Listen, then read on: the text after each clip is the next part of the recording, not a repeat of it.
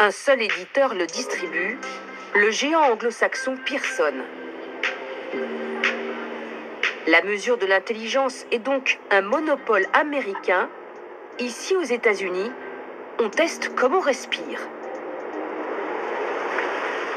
Et les adultes américains surdoués se retrouvent aussi entre eux. Dans cet hôtel, le club Mensa, qui regroupe les HPI, organise son week-end annuel. Hello, how are you? Aujourd'hui, les membres découvrent les jeux de société mis sur le marché cette année. You can't get less than, yeah. Sans surprise, leurs préférés sont les plus complexes. Vous avez aussi le droit d'utiliser une couleur secondaire ou tertiaire, mais pas de gris. Baissez vos jeux pour que je ne vois pas vos cartes.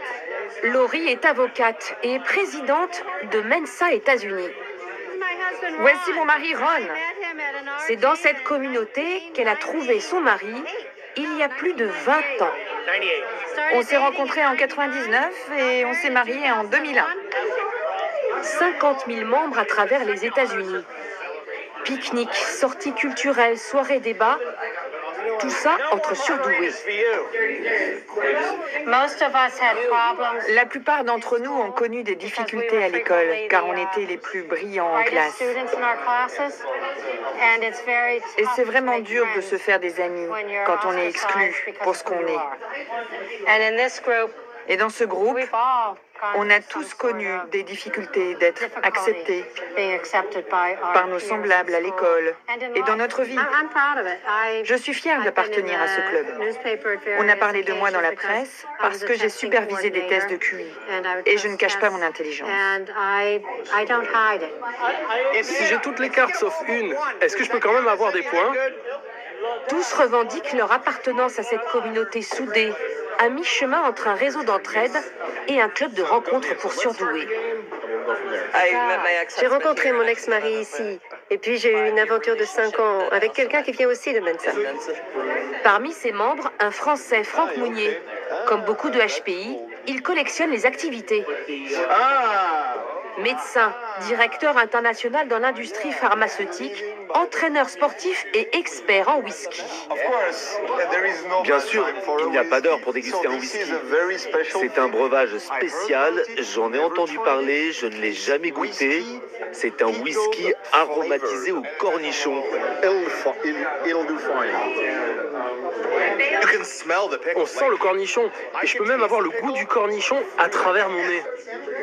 Et pour faire partie de cette communauté sélecte où on boit du whisky au cornichon, il faut avoir réussi un test d'intelligence. Bonjour, comment ça va? Je vais bien, merci. Oh John, ravi de te rencontrer. Aujourd'hui, 4 candidats vont le passer, et c'est Franck Mounier qui va s'en occuper. Un Français va donc superviser l'évaluation de ces surdoués américains.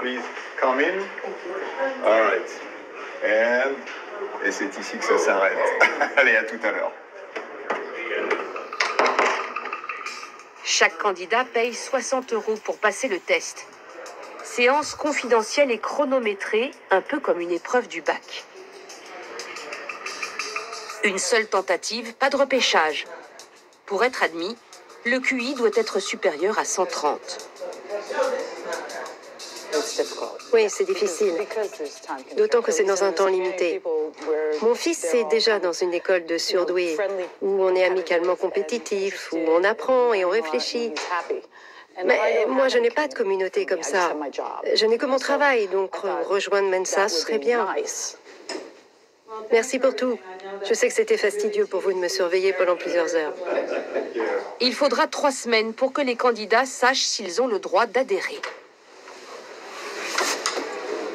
Les Américains ont tendance à être plutôt contents d'être riches, d'être intelligents, d'être ceci, cela. Et donc, les Américains reconnaissent bien la réussite, la valorisent. Et donc, appartenir à Mensa est un petit peu considéré dans la population comme une sorte de réussite.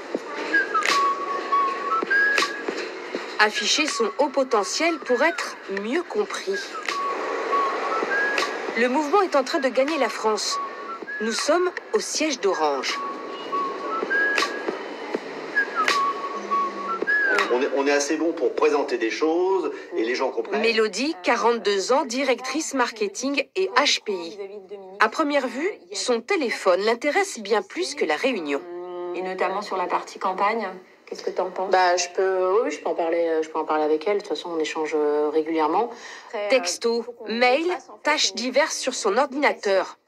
Ses collègues ne prêtent même plus attention à son attitude. À voir. L'occasion d'inviter nos nouveaux... Non, j'écoute.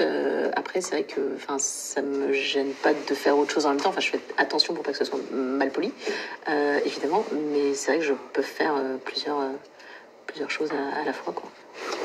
Ses collègues sont tolérants parce qu'elle n'hésite plus à afficher la couleur. Ça va, toi? Bien. Pour être mieux comprise de ses employeurs, Mélodie a écrit sur son CV la mention HPI. Un détail important dans cette entreprise qui cherche à promouvoir la neurodiversité. Ouais, ça c'est vrai, ouais. C'est vrai. Sur le CV, par exemple, à un moment donné, il y a écrit en petit là HPI. Ça m'intéresse, les gens qui sont différents, qui ont une autre façon en fait d'aborder des sujets. Je trouvais que c'était. Tu connaissais l'acronyme? Oui, tout à fait. Parce que mon beau-frère est HPI. Donc je connaissais. C'est des gens en fait. C'est pas des généralités, mais qui ont soif d'apprendre, qui partagent, qui vont là où en fait on va peu et qui n'ont pas peur. Et du coup, moi, ça m'avait beaucoup plu et je me suis dit, ça va être super avec l'équipe. J'ai hésité longtemps à mettre HPI sur mon CV et à un moment donné, j'ai décidé d'arrêter de me cacher, tout simplement, de me dire, j'assume, je suis fière aussi de ça, mais je suis fière sans vouloir le porter comme un étendard ou autre. Je suis d'abord Mélodie. Je considère que si on veut que les choses changent dans les mentalités, dans les représentations, dans les clichés, stéréotypes, il faut juste oser en parler. Moi, je dis souvent que c'est en fait, ça devrait être aussi anodin que d'être gaucher ou gauchère. Commencez à vous impliquer sur ce territoire. Pour moi, oui, alors... Hello, salut les filles. Bonjour. Vous allez bien? Salut tout le monde. Oui, très bien. Alors aujourd'hui, pour ce visio-café, on s'est dit, ça tombe bien, on n'est que des femmes, qu'on allait parler du HPI pour les femmes au travail. Non pas comme une force. Mélodie est même allée plus loin. Elle a monté un forum interne à l'entreprise, réunissant notamment les HPI. Un peu comme le club Mensa, dont elle fait partie. Jusqu'à l'âge adulte. Fait peur à tout être humain, quel que soit le sujet d'ailleurs. Ça fait partie d'un mouvement parce que plus on sensibilise, plus on va connaître, plus on va sortir des clichés et plus on va accepter. C'est-à-dire on va arrêter d'avoir des gens qui disent « Ah, le HPI, il ou elle se la pète, ou je comprends pas, ou c'est ci ou ça, ou c'est ce que je peux voir dans des séries, dans des films ou je sais pas quoi. » Et en fait, sortir de la caricature et que des gens, en fait, osent juste affirmer, oser être soi-même, en fait, c'est pas plus compliqué que ça. On se sent bien parce qu'il n'y a pas de jugement. On a tous des profils différents dans ce groupe.